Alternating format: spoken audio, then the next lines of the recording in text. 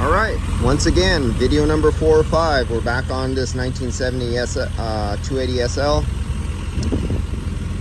Back history, you gotta see the other videos. Video number 1, 2, 3. I think we're on 4 or 5. And we have proven that it will go all the way down to 400 and some microns in vacuum. Turning it off, it goes up to around 1500 microns and then really starts slowing down.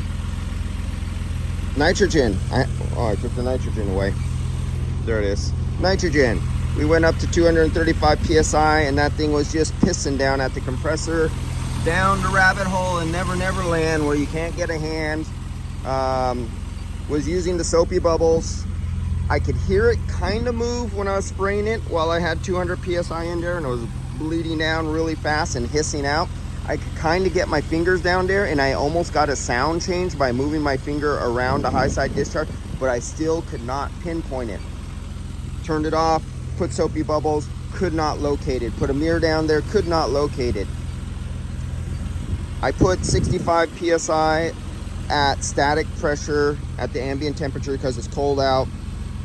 Of refrigerant in there, no leak. No leak found with this, no leak found with the Whisper, no leak.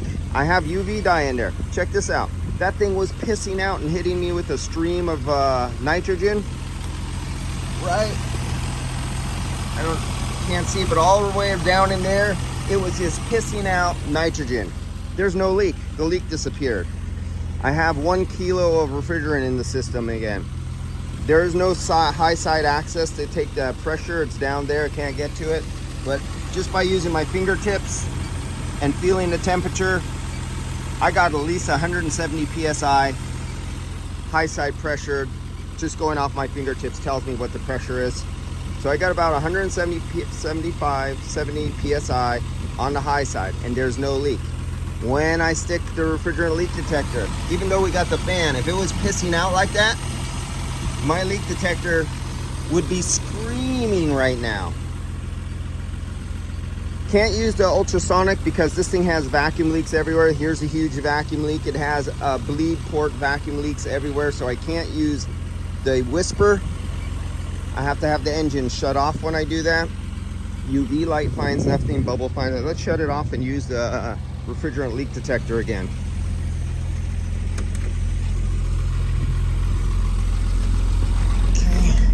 Okay, 63,000 miles. Okay. Oh, that's nice and cold. You can hear my leak detector. Now let's see. High side still only 20. You know how they say the expansion valve equalizes? Look, it's holding down there at 29. Okay, I'm getting down there. This is where, right where my tip is, right there, right at that fitting, right in there. When I put my finger down there, when I had 200 psi of nitrogen in there, it was squirting a stream of dry nitrogen onto my finger that was indisputable. Oh, I got a little something. There goes something. There's little, damn it. That's around the Teflon seal going to the head. Let me pick it up. Above, little something. Let's go to this seal. A little more. We're starting to get something. We're getting somewhere. Let's see what the hoses do. I'm curious about these hoses. Just out of the surface of the hoses, sometimes you get some crazy stuff. I want to make sure I'm not picking that up. Okay, so we got something going in there, but I thought the UV dye would make a mess and show us where to go. Because it's right in here. Okay, 29. I'm getting it right there. So what this is, maybe the bubbles will show that now, right at that fitting. So this is when an O-ring, when you have it under, let me get it out of dizzy mode. This is when a O-ring pushes in and out, or a cut piece of rubber or a ruptured piece of rubber or a rubber shrinks and expands. And while you had it on the vacuum with the oil film, it pulls in, it seals. Only when you hit a very certain pressure does it open up and spew. If you're under that pressure, it never opens up. Sometimes it'll be a little bit. Let's get our big blue out here. I kind of seen where it was. We're gonna prove it or not prove it. Douse the system. Nope, that's the low side. How about the high side? Get that all wet again. That hose, that upper fitting.